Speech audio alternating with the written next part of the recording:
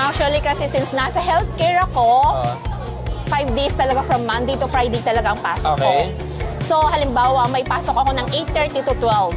Okay. May 1 to 3 akong libre. Yun ang kagandahan dito, sir. Kasi 1 to 3 mo na hindi masasayang kahit 2 oras lang, 3 oras, may naghihintay sa yung trabaho. Yun. So, ang naging diskarte ko talaga is proper time management. Yung ano ko yan, since walking distance yung Manchuo, kung saan ako cook. Yes!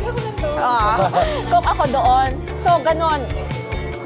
Sila yung nag-a-adjust sa time mo. Hindi ikaw mag-a-adjust na, hindi.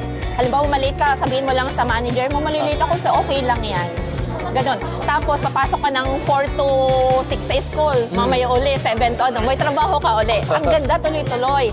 So, time management talaga. Yun yung ano ko.